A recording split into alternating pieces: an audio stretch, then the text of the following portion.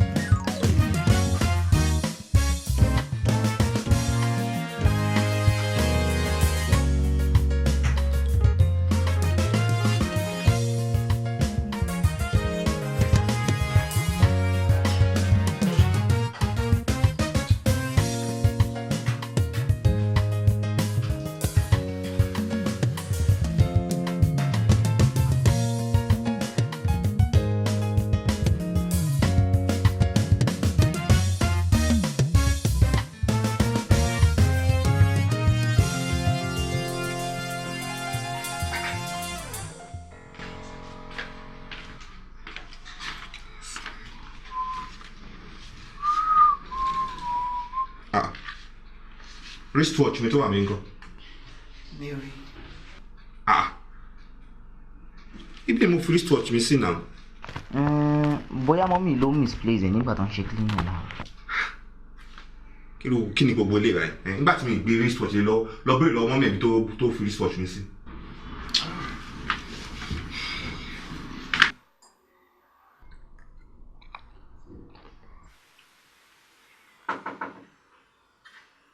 Who is that?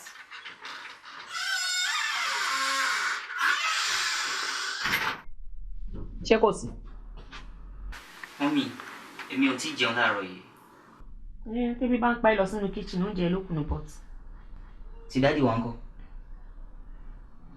Ṣé bí ń pa ẹ ṣá? Ebi ń pa mí. Mi ò lérò bẹ́ẹ̀. Torí tébí bá ń pa ẹ, wàá mọ̀ pé oúnjẹ nìkan ló kùnú kitchen. Kí n tó gbàgbé. Dáàdì sọ pé ṣẹ́yìn kan lè mú wristwatch àwọn tó wà ní sitting room. Irú ìbéèrè wo nìyẹn? Ó dáná, lọ sọ fún bàbá ẹ pé mi ò ń ṣe olùṣọ́ agbọwọ́. Kí lẹ wí mọ́mí?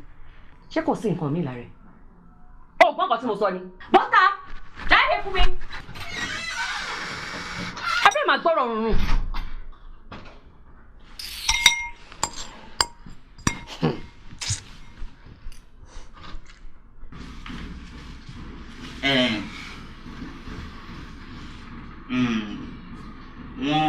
Wọ́n ní. Dá mi lóhùn náà, kí ló sọ? So wọ́n sọ pé wọ́n rí. Máa gbé báàgì mọ́, no problem.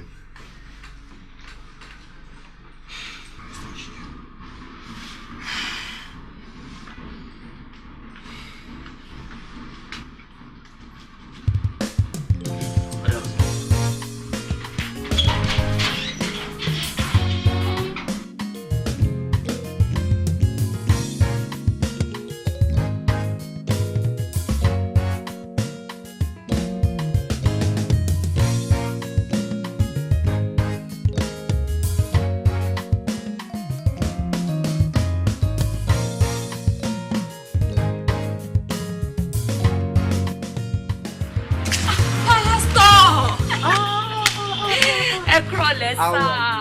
Ẹ kúrọ̀lẹ́. Daddy wa ńkọ́? A dúpẹ́. Àwọn ọmọ mi náà ńkọ́? Àlàáfíà ń gbogbo wa. Yes sir. In fact, mọ́mí máa humble gan-an ní Sísọlá. Ìwà ìrẹ̀lẹ̀ tí wọ́n tún ga. Kó ló máa fún mi níyàwó tó níbọ̀wọ̀ fọ́kọ o. Mo gbàgbọ́ wípé ọkọ wọn ìyẹn Mr. Ọlá wọ́n máa gbádùn mọ́mí yẹn gan. Tìkúnlẹ̀ tẹ̀rín tọ̀ yàyà wọ́n fi ń kíyàn. Ṣé gan sa àdúrà yín lórí wa ló ń ṣiṣẹ́ o. Olúwa ṣeun. Ẹ ṣeun gan sa. How are you, sir? Ẹ pẹ̀lẹ́. All right, ma. Ẹ̀yin nìkan kọ́ o, èmi náà gbàdúrà rẹ̀. Mo gbàdúrà rẹ̀. Mo gbàdúrà rẹ̀.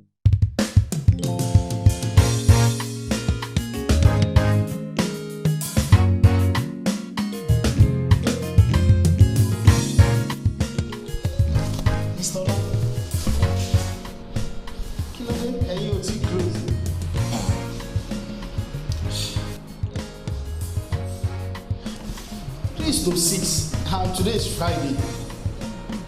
Oh, ó ti yé mi. Ẹ ní àwọn personal assignment tẹ́lẹ̀ ṣe àbí? Mo láwọn assignment pẹ̀lú ẹ̀. Okay, èmi ń tẹ̀síwájú. Kẹ́ni náà ṣe.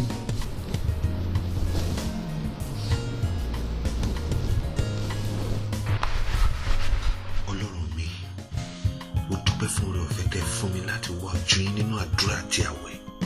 Jésù, mo yìn yín lógo pé ìyípadà dé bá ìdílé mi. Ìdílé mi á di ìdílé aláyọ̀.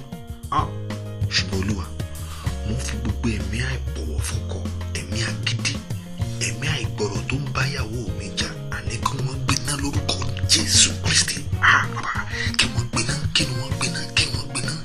Lẹ́bùsùn tó lè gàbà rí gàbó, lè gàbùsùn tó lè gàbà, làkàbò ṣe ń dàlàbà rí gàbó. Àwọn ẹ̀mí agídí kan máa gbiná.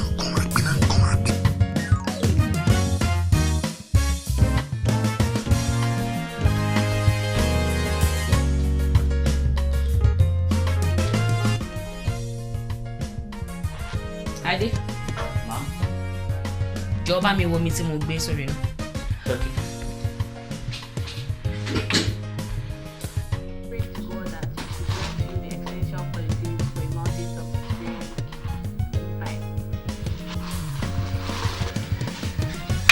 Kò tí ì rò. Ṣé ò yí náà gáàsì yẹn sókè ni? Mo yí sókè.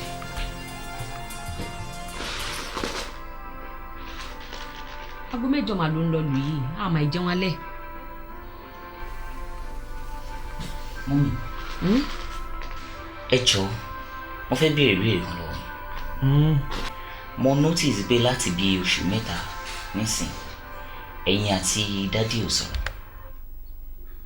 Kí n tiẹ̀? Sọ́lú ẹlẹ́nu gbọ́rọ̀. Àwa ni ó máa ṣọ́.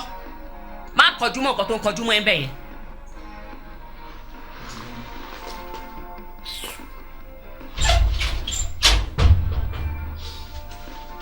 Ẹ káàbọ̀ dádì.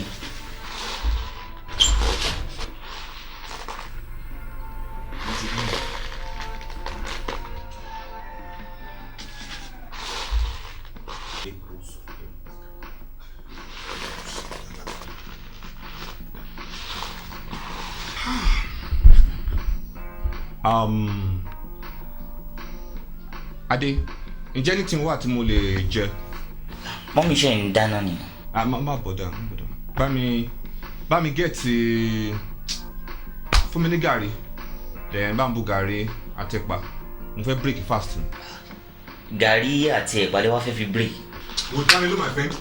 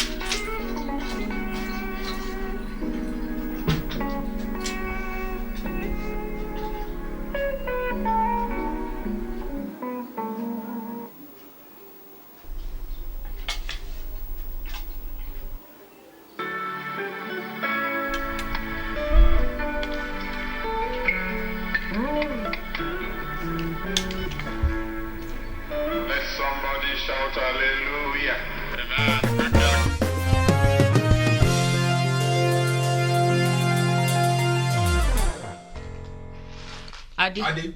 Ma, sá. Wá lọ dẹ ìwà yìí sórí iná fún mi kó dé dàdọ̀ tí yìí nù. Wá bá mi páàkì ní ètò wa. Gbàsí lọ́pọ̀pọ̀ ìbẹ́lú náà.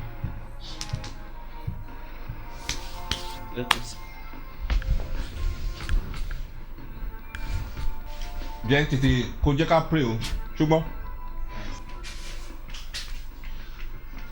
Àṣàdálà àrídàbò ilé kápò sóńtò lè.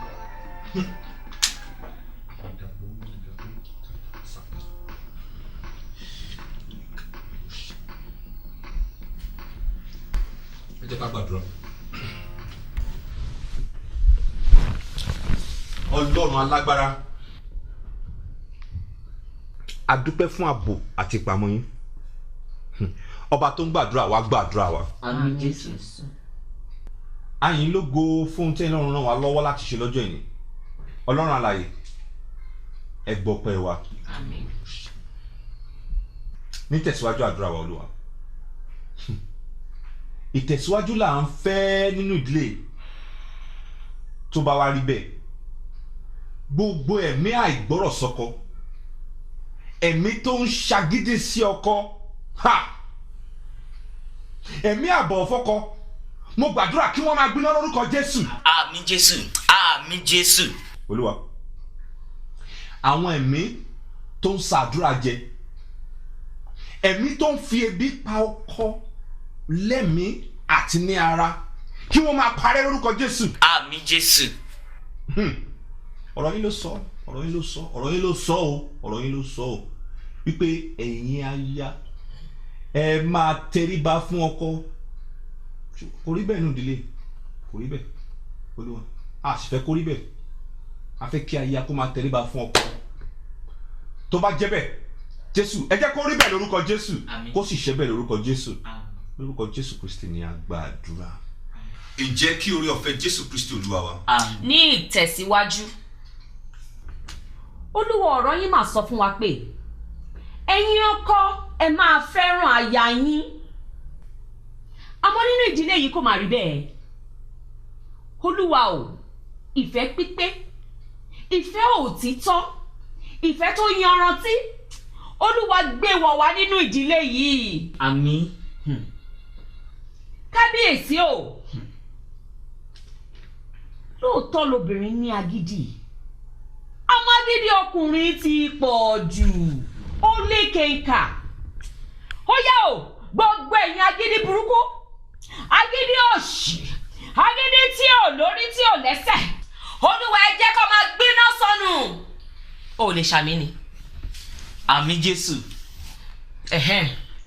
Ní ìtẹ̀síwájú Olúwa. Dákẹ́ Mamade. Mi ò lè dákẹ́, à ń tẹ̀síwájú àdúrà ni ní orúkọ Jésù. Ẹ stop nonsense. Mo ní mi ò lè dákẹ́, àgbàjà lọ́wọ́ ẹ má yẹ kéṣù lóyún inú ilé yìí o. Mọ́mí ẹ ní sùúrù. Mọ́mí ẹ jọ̀ọ́ ẹ jẹ́ kí n sọ̀rọ̀. Dádì ẹ jọ̀ọ́ ṣé kàn lè fún mi ní just a few minutes kí n kàn sọ̀rọ̀. Kí ni? Ẹ jọ̀ọ́ mọ́mí mi ò fẹ́ jẹ́ kẹ́ rí i pé dádì ló ń fa gbogbo wàhálà tó ń ṣẹlẹ̀ yìí. Ta ló wá ń fà? Dádì ẹ dẹ̀ má tún jẹ́ ká rí i pé mọ́mí ló ń fa gbogbo wàhálà tó ń ṣẹlẹ̀ yìí. Ẹ jọ̀ọ́ ẹ jẹ́ ká ṣí ojú ẹ̀mí wa ká rí bí èṣù ṣe ń tiraka láti da ìdílé irú. Fámílì ọ̀tá wa ò rí báyìí láti bẹ̀rẹ̀. Ẹ̀yin náà rántí gbogbo ọ̀rọ̀ Ọlọ́run tẹ́ fi kọ́ mi láti kékeré. Ó wá di pé kí mọ́mí máa jókòó sílé nítorí pé ọjà ọ̀tá mọ́ ní ṣọ́ọ̀bù. Dádì gan ò rí promotion. Gbogbo eléyìí ń ṣẹlẹ̀ nítorí pé àdúrà wa ò gbà mọ́ nínú ilé.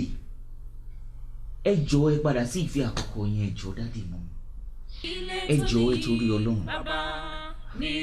Ìdílé tó láyọ̀, ìdílé aláyọ̀, ìdílé tó lógo, Olúwa ni mo fẹ́. Ìdílé tó láyọ̀, ìdílé tó lẹ́wà, ìdílé tó níyì, Bàbá ni mo fẹ́. Ìdílé tó láyọ̀, ìdílé aláyọ̀, ìdílé tó lógo, Olúwa ni mo fẹ́. Mama jẹ́ sọnù, mama jẹ́ ṣìnà, láyé tí mo wá. Díẹ̀.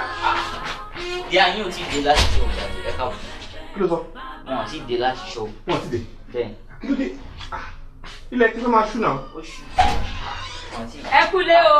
Àwọn náà ni. Ẹ kúlé. ẹ dìde. ṣé ẹ ń tẹ̀lé mi lẹ́yìn ni. bàbá àti wọlé. mi tẹ̀lé wọlé ṣáà iná ṣe ń dé ni. mo ṣe ń wọlé ni na. Look, I have a very great and wonderful news. Really? ẹ wo this is my promotion letter. Promotion letter mi nìyẹn. wọ́n promote mi lọ́fíìsì. Jesus Christ. After many years wọ́n promote mi. ìyẹn nìkan tó kọ́ o wọ́n tún wá transfer mi lọ sí branch wa tó wà ní Sábó to be the manager there. My salary now is double. ṣé bọ́lọ́hún yìí ó tó sìn? ìwọ lọ́hún ìwọ máa ní máa máa sìn títí ayérayé.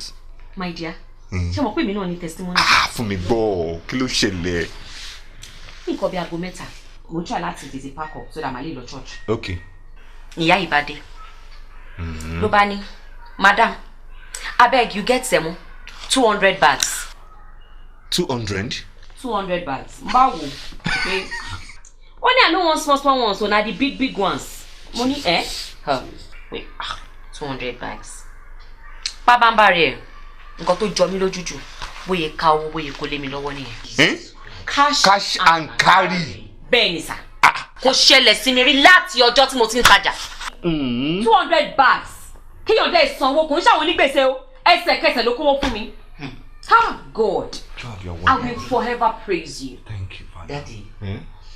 Ẹ rí pé ìṣọ̀kan lágbára nínú ìdílé. Ìdílé tí ìṣọ̀kan bá wà, agbára Ọlọ́run wà ńbẹ̀. Bẹ́ẹ̀ni. Ìdílé tí ìṣọ̀kan bá wà, ìdílé aláyọ̀ ni ìdílé yẹn pẹ̀lú. Hallelujah. Praise the Lord. Hallelujah.